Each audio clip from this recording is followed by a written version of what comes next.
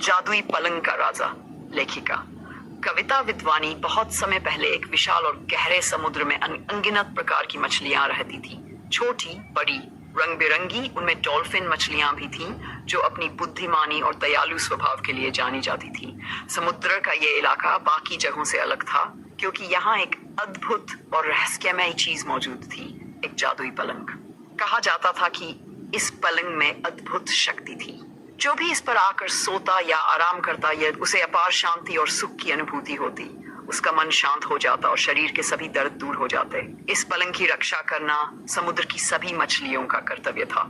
उनके लिए ये सिर्फ एक चीज नहीं बल्कि समुद्र का अनमोल खजाना था।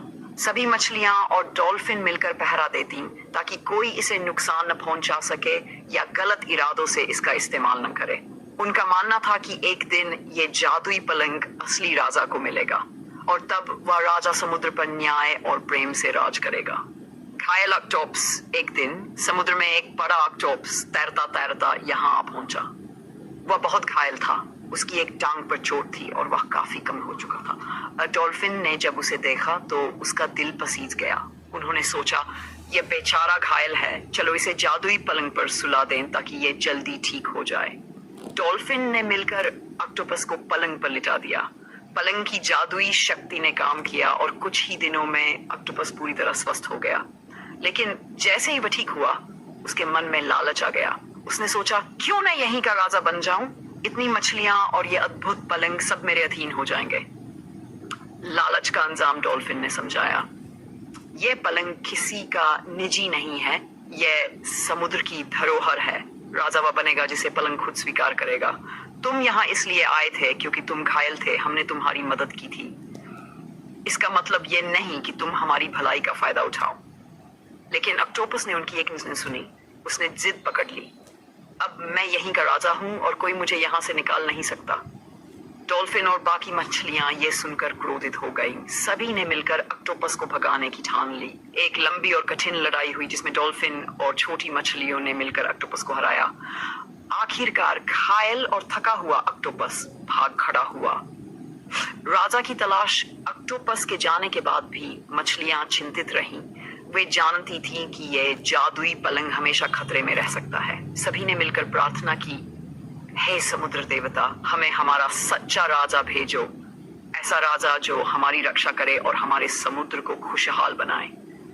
कुछ ही समय बाद समुद्र में हलचल मच गई। लहरें तेज हो गई और ऊपर से कोई चीज पानी में गिरी।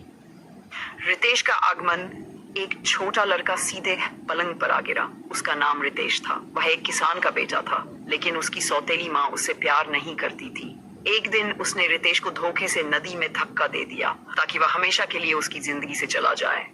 लेकिन किस्मत को कुछ और ही मंजूर था। नदी से बहते बहते रितेश समुद्र में आ पहुंचा और सीधे जादुई पलंग पर आकर सो गया। मछलियों ने यह देखकर आश्चर्य किया कि रितेश पानी के अंदर भी आराम से सांस ले रहा है। एक डॉल्फिन ने कहा, अगर ये सांस नहीं ले पाता तो कैसे इतनी शांति से सो सकता है? ये हमारा सच्चा राजा है। जादू का असर जब रितेश की आंख खुली तो उसने देखा कि वह चारों ओर पानी से घिरा हुआ है। पहले तो वह डर गया, लेकिन पलंग पर लेटे लेटे उसे एक अजीब सी सुरक्षा महसूस हो रही थी। थोड़ी देर बाद छोटी छोटी मछलियां उसके पास आईं। अचानक वे मछलियां चमकने लगीं और सोने चांदी थी कि सिक्कों में बदल गई। जैसे ही रितेश ने दोबारा आंखें खोली, उसके चारों ओर खजानों का ढेर था, सोना, मोती, हीरे और न जाने क्या क्या।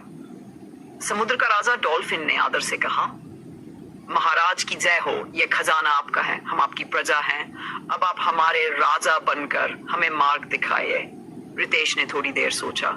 जमीन पर तो उसके पास कोई नहीं था, पिता की बात चलती नहीं और सौतेली माँ उसे अपनाती नहीं थी। उसने मन ही मन फैसला किया कि अब वह यही रहेगा। जैसे ही उसने खुद को राजा स्वीकार किया, समुद्र में बदलाव आ गया। अब रितेश को पानी में सांस लेने में कोई परेशानी नहीं होती थी। उसकी टांगों की जगह मजबूत और तेज पूंछ उगाई। वह अब जल जीव बन चुका था, लेकिन दिल से इंसान ही रहा, दयालु और न्यायप्रिय। खुशहाल राज्य रितेश ने समुद्र में एक न्यायपूर्ण और शांतिपूर्ण शासन स्थापित किया।